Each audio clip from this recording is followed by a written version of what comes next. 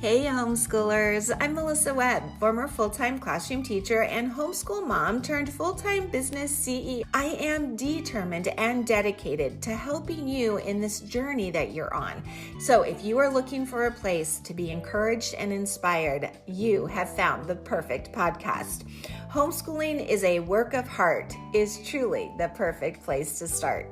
So welcome. Let's jump in.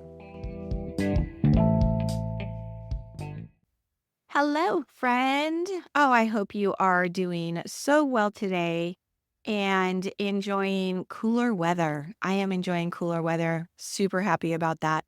Hey, I have been very excited this past week to read all of the essays our students are turning in. So, for the past 4 weeks, our students in our WOW Writers Clubhouse program have written an expository essay.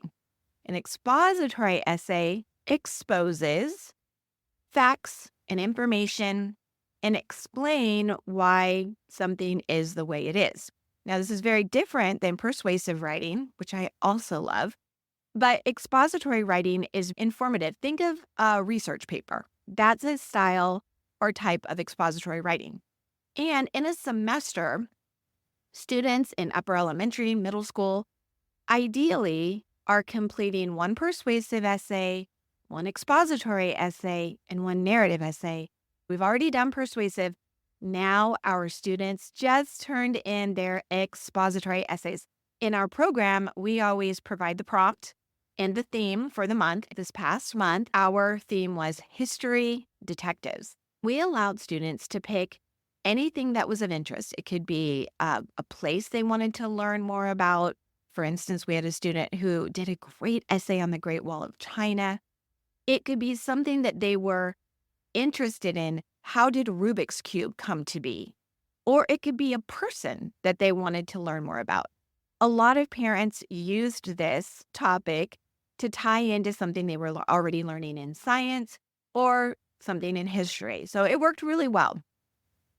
Now, after students completed their essay, they always submit their typed Google document after following all of our outlines and all of our 4-color edit checklists. They turn it in and we give them a full review of their essay. Now, I don't know about you, but let's go back in time to when you were in middle school. Can you remember this? I know some of you are like, please don't take me back there. I'm with you. I did not love middle school. But one of the most frustrating things for me in middle school was that I would work really hard as a student in any subject. And I preferred math because the answers were concrete. And I didn't enjoy writing because it was subjective and I got little to no significant help in becoming a better writer. I would work very hard. I'd write a research paper. I'd do my research. I'd turn it in only to have it given back to me with a check mark on it and maybe a couple words circled. I never felt as if my teachers really engaged with my content the way I did or offered suggestions in a way that made me a stronger writer. When I went on to college and decided to become a teacher, I focused a lot on how to make writing a more successful and accomplished subject for my students. When I was teaching in a classroom, I was multiple subject teaching. But eventually, here I am, only focusing in on writing. It's all I've done for the last 5 years when I created my own business because I know we can change the education surrounded writing and we can make it so much better. And that is my goal. So one of the things that I give my students is what's called the 4-color edit checklist. There's a green section, a red section, a black section, and a blue section. And as students go through the entire month of writing, they are asked to go to each colored section for different reasons. The green section teaches children how to constantly revise. We want to star our work, substitute, take out, add, rearrange, STAR. It's an acronym my students learn. The red section is all about organization, how a typed document should be put together with an MLA heading, indented paragraphs, double spaced, etc. The black section is all about the grammar and the mechanics and extra tips that I give students, such as refraining from using personal pronouns, taking contractions and breaking them into two separate words, especially important for persuasive writing. Instead of saying shouldn't, I want students to say should not. And this is persuasive. If you're against something, you want your reader, your audience to hear that word not. It's more formal, and that's what we're doing with academic formal writing. So that's the black section. And then the blue section, very important. We have our students highlight. So they're learning a lot of tech skills too. It is true. Computer literacy is 100% a part of our program. And this starts in third grade. Third grade. And you would be amazed at what our students could do. But we asked them to highlight some of the most important things we taught them that month. What was their hook? Highlight their thesis statement. Highlight something that they quoted from a source, a reliable source that they found. Underline your transition words, things like that. So it's a very thorough teaching of essay writing. We give the prompts. We tell them how to create their thesis. We often give them material to read, or in this case, we let them choose what they wanted to learn about. We teach them how to take notes on that. We teach them how to write an outline and organize those notes, very important step. And then how to take that outline and create the essay, which is so easy if you've already organized it. At the end of the month, we have students submit their essay and we give a full review. Now, several people have asked, what does that review look like? What do you do? And so I thought, you know what I'm going to do this week? I'm going to drop in a video of just the audio portion of what a student received as her review. She wrote a wonderful essay on Julia Child. Now, I went high end so you could really get a big picture. This is a level 3 writer. It is her first semester with us, but just seeing her growth from her first essay to her second essay, unbelievable. She has an amazing mom, parent educator who helps her along the way and is involved with her. Now, I can already see the student becoming more and more independent. Next semester, mom may not need to help her much. She is really growing by leaps and bounds. But we are a team, and it is not just me teaching the child. The best writers grow quickly when parents are involved, also watching the instruction, engaging with each part, asking questions, showing interest, all that sort of thing. This is a level 3. This is high end. Yes, the writer is middle school, but she is writing like a high schooler based on everything that she's done. She's followed our directions to a T, and that's why her writing is so fabulous. But that's not the only level we offer. We have level 1, that's just learning how to write one single paragraph. They have an entire month to learn how to construct 5 to 7 sentences, well organized, on point, clear thesis. We also have a level 2. Level 2 teaches introduction, body, and conclusion. And then this is a level 3. So it's an introduction, multiple body paragraphs, in her case, 3 body paragraphs, and a conclusion. And it is amazing. She did it on the topic of Julia Child. So while this is going to be a rather lengthy podcast for you to listen to, if you are at all curious about what it should sound like when you review a child's writing, whether you're doing this on your own or you're considering joining us or another program that you've heard about, I just thought this would be a great thing to share, because what I want you to hear is how hard I try to show up and be an encouragement, to be positive, to point out everything that she's done very well, as well as still offer some suggestions. My goal in our program is for us to be a writing community, a group of writers who all have ideas and opinions, because writing is a form of art. It's why it falls into language arts. And whether you were learning to play a piece on the piano or paint a watercolor picture, when you step back from it, it's really never done, is it? You step back and let's say you're looking at that watercolor, you're like, I think that sun needs a little more yellow there. Or you play a piece on the piano and you say, I need to get smoother in this particular part, or it needs to be louder or softer.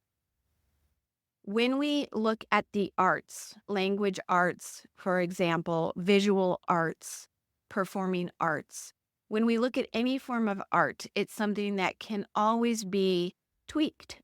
And that's what I want our young writers to know. Writing is never really done. You get to a point where you really like it and you're really proud of it, but you're always open to somebody else's opinion, and you're always encouraged to hear somebody else's thought about the beauty of what you've created. That's really important to us over at Right on Web. So enjoy this. From here on out, you're going to hear my review of Nika's wonderful essay on Julia Child. I think she'll teach you as much as she taught me. Right on.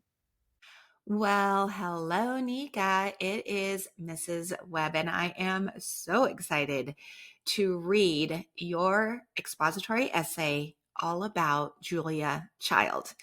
What an inspirational woman she was. I love that you chose her for your topic for this assignment. Just a quick recap. The goal of an expository or informative, explanatory type of essay is to do just that. The goal is to inform me as your reader, maybe explain some things without giving your opinion.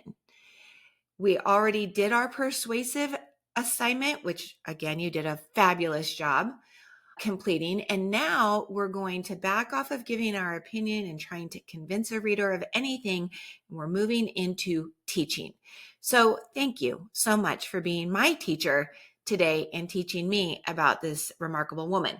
Now, as you can see, I have your essay up, but I also have our checklist visual for both of us as well during this video review, because I like to go over the importance of following all of the directions from organization to development of your content, as well as grammar and mechanics. So we're going to cover it all.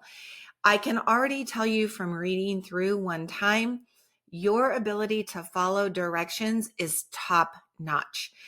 In the organizational piece, just wow. You appropriately titled your Google document. There it is. Perfect. History Detectives by your name. Your entire essay is typed in a very legible font. I like this font. It's very easy to read. It's not swoopy, curly, cursive, anything like that. It's black font. It's size 12 throughout, even including your title line. Excellent. Your essay is double spaced. You have the correct MLA heading in the top left-hand corner. You have the correct number of paragraphs. You went for a level 3. I'm not surprised. And you did enough research that you had more than enough information to fill our highest level with great details. You have indented every paragraph. Again, it's just fantastic. And you added all of us successfully as editors of your document so that any one of us could come in and read and review your work. So I just want to compliment you on following directions. It may not seem like a big deal, but it really is. And we really appreciate students who take the time to do just that. So kudos to you. All right, let's go into your content. I'm going to go through each paragraph with you and point out the strengths that I'm seeing, the things you're doing well, and of course, offer some suggestions. Now, I could just read your essay and say, hey, great job, move on. But I do not feel that as a writer helping a writer, that's very useful. So I always, even if it's an amazing essay, which yours is, I can already tell you worked so hard on this. So yay. But I also love that I know you're coachable, and I know that you're willing to hear some suggestions that I have and consider them as you take one final look at your essay and possibly make any other changes. So let's jump in. By the way, I also appreciate all of the blue highlights that show you know what your hook is, you know what your thesis statement is, you know where you covered the inception, evolution, and current state of your topic. You ended, I can see, with this circle hook where you circle back to how you started. That's highlighted in blue as well. You have quotes and you've cited sources. Again, following all of those directions, and you have some great transition words. So excellent, excellent, excellent. Let's go ahead and take a look at your introductory paragraph. Okay, let's start with your hook. I love it. You started with a question hook, but what's smart about your question hook is that it's also a fact. Did you know that Julia Child was in the Office of Strategic Services during World War II, was based in Sri Lanka, and was also a wife and world famous chef? I mean, that's a lot of accomplishments right now. So a hook is really important to grab the attention of your audience, your reader, me in this particular instance, and you've captured my attention. I honestly thought of Julia Child as a chef. That's really all I've known about her. I've watched a couple of movies and I think, she seems amazing. But that's what sticks out in my mind. So already to know she's been all of these things and been to these places, you've captured my attention.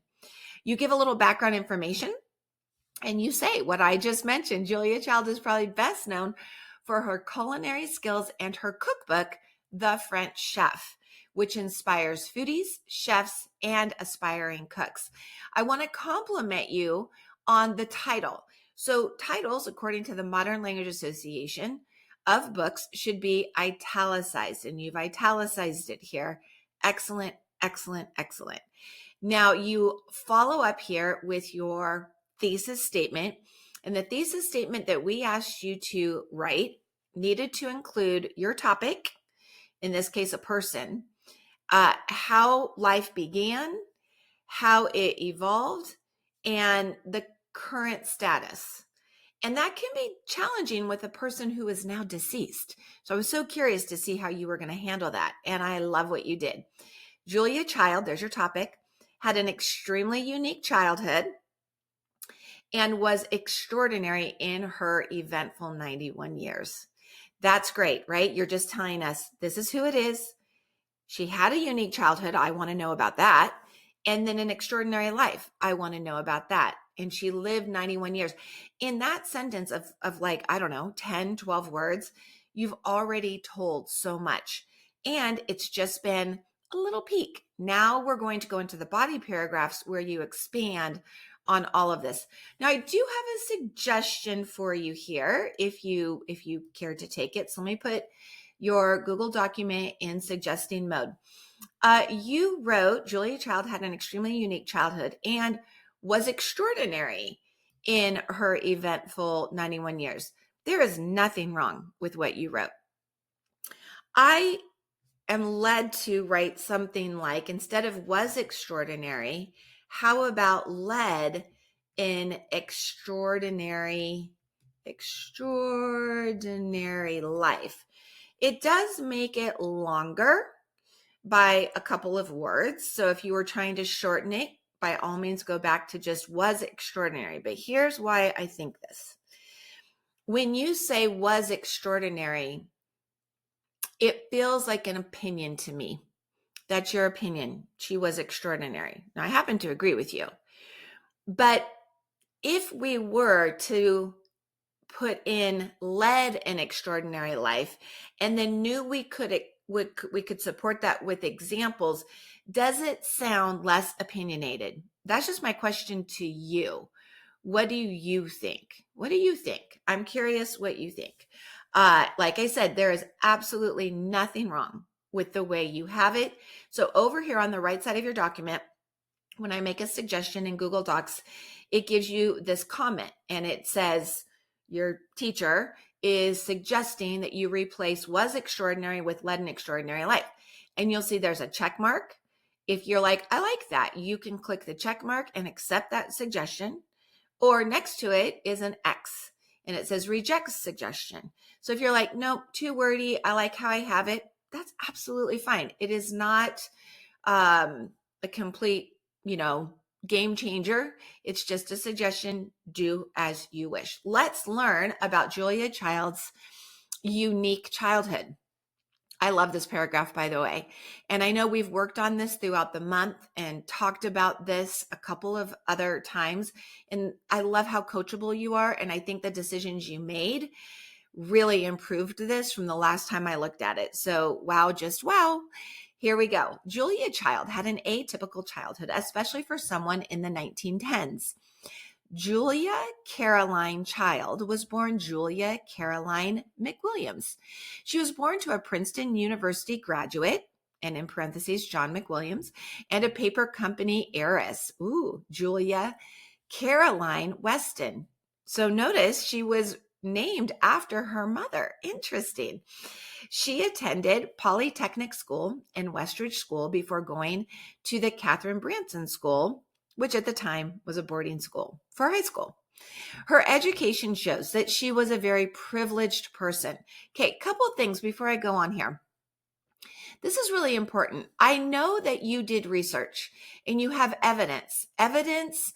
She was born to a Princeton University graduate. Like Princeton, not an easy college to get into. That's Ivy League. And her mother was an heiress of a paper company, Weston Paper. So, right, and she went to Polytechnic School. So like all of these things are evidence that you've collected, and then you made a comment about it. This is called commentary. I know that it's in the outline that we gave you, but you just nailed it so well. So when you learned all that about her, explain what that information means. That's your commentary. And you say, her education shows that she was a very privileged person. I would even go as far as to say her childhood, or you could even say her parents and education show that she was a very privileged, right? It's more than just her education. She was born into a wealthy family, a privileged family. And I love that you added that commentary there. But you're not done. You go on to say, and this is relevant, her height is very relevant. At 6'2", good use with your apostrophe and double apostrophe there, Ms. McWilliams played basketball, tennis, and golf as a juvenile and kept playing sports at Smith College, where she graduated with a major in history. Now, a couple of things here. A lot of times people will be like, is that really important? It actually is important because, as we're going to see in the next paragraph, her height, while it helped her play some sports, it actually was a problem later on. And we'll get to that in just a second.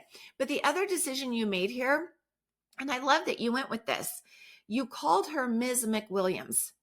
Now that's important because in college, she was not married yet.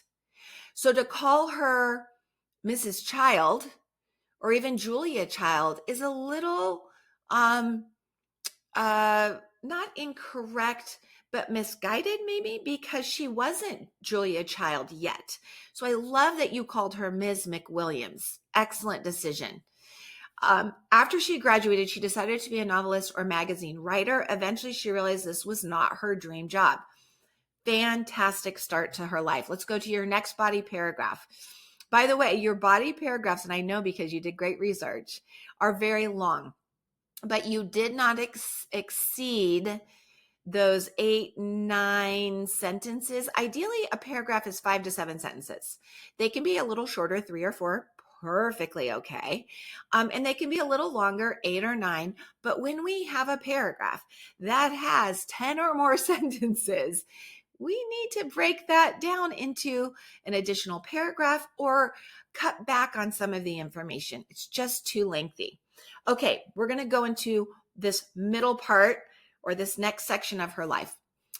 After finding out she was too tall for the Navy waves and the Women's Army Corps, WACs, she joined the Office of Strategic Services. So good. She began her OSS career as a typist in Washington. However, because of her schooling, she was soon given a more responsible position. Great word choices, by the way. I love how the tone, the academic word choices, it just sounds excellent. Top secret researcher working directly for the head of OSS, Ms. McWilliams, so I know she's still not married, was asked to create a shark repellent because curious sharks were setting off underwater bombs. What fascinating information. Her solution was to, quote, experiment with cooking various concoctions as a shark repellent, which was sprinkled in the water near the explosives and repelled sharks. Still in use today, the experimental shark repellent marked Child's first foray into the world of cooking. I love this. And then you've cited your source. Absolutely brilliant. I love it. I know where you got that from Kittle.co. Perfect in-text citation. You have followed the directions so well. Additionally, in Kunming, Miss McWilliams met another OSS employee, Paul Cushing Child, her future husband, who introduced her to the world of cooking. So much is packed into this paragraph, and I wouldn't change a thing. You have lovely transitions. You have great research, evidence, quoted, sources marked. Brilliant. Very well done. This is very high level. While you're a middle schooler, let me just say you are writing as if you were in high school. You are. This is excellent. I'm very impressed. Your next paragraph says, after marrying, Mrs. Julia Child was engulfed in the world of cooking. In the 1970s and 1980s, Child starred in multiple shows. Now, again, notice the name change. She's now Mrs. Julia Child. Did you need to go into where they got married? No. What year they got married? Nope. That is not relevant. I love how you're so good at picking out the most relevant pieces about her life. She started multiple shows. You identify those. For the 1979 book, Julia Child and More Company, she won a National Book Award in the category Current Interest. She also wrote multiple cookbooks, including The French Chef. Let's go ahead and italicize it there as well. You did earlier, and this just happens. Sometimes we skip over it later. Not a big deal. I'm just going to do that for you. And then you can say, eventually Child died of kidney failure on August 12th, 3 days before her 92nd birthday. And I would add in that word eventually, just to transition a little bit. It's a nice transition word because it goes from all these accomplishments, cookbooks, and then she died. So eventually would be a nice transition word to end there. And now you're going to conclude. So the conclusion is important. You need to begin with that thesis that you started with. Okay. So you said, in wrapping up, Julia Child had a long and fascinating life that still inspires today. It's true. She was indeed an amazing woman as an OSS employee. Again, using a word like amazing, some could say, sounds a little opinionated, but look at all the accomplishments. I do think amazing does work there. But if you wanted to use a less opinionated word, you could use a word like accomplished. She was indeed an accomplished woman. As an OSS employee, that's the first thing you told us. Then she was a wife, good. And then she was a chef. Order matters. Excellent. I love that you followed that. She held many dreams and aspirations. That was the first thing you told us about. So you're summarizing beautifully there. Mrs. Child was clever and creative in finding solutions for new and challenging assignments. That was that whole shark repellent thing. Good. You summarized that. She was and continues to be a well-respected and highly recognized woman. Again, that's where you ended. Your summary is spot on. Now, your last sentence matters. It should circle back to how it all began. So I have to go back and I want to see, what did you open your essay with? It was a question. Remembered, it was like, did you know all these great things about her? So you ended with, throughout her life, Julia Child has inspired many to cook, dream big, and work hard. So good. I love it. Those were all the things that you mentioned. Oh my goodness, Nika, this is a phenomenal essay, and I am so impressed. Right on, sweetheart. So there you have it. I reached out to this young writer, by the way, and asked for her permission to share what she wrote with all of you. And she was so tickled and excited. And I just think we have such power as teachers and coaches in one another's lives to really encourage each other. And there are so many ways we can do that. So, my encouragement to you is to read thoroughly the things that your children create. Every sentence, pay attention. They put time and effort into it. And sometimes we all just want to be heard. So, listen to what it is they're saying, be encouraging along the way, offer suggestions, and remember that writing is not a sprint. Writing is a very long marathon. So it's one little step at a time.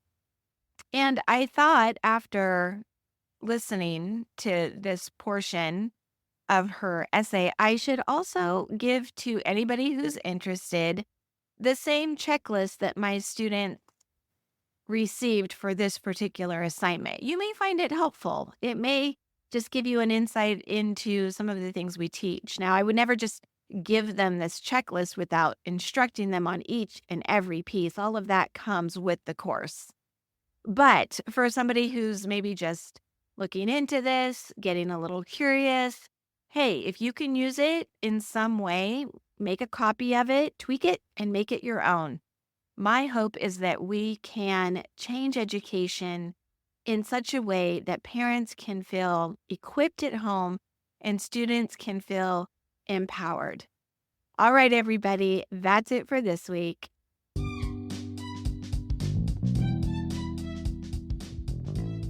Well, thanks so much for tuning in. Hey, if this was something that you found valuable, don't forget you want to subscribe or follow so that every time a new episode is dropped, you'll be the first to know.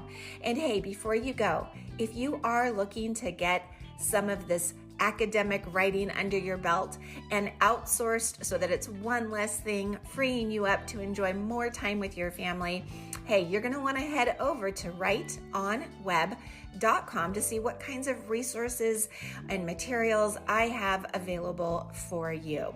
I will look forward to seeing you there, and I will look forward to seeing you here in our next episode. Right on.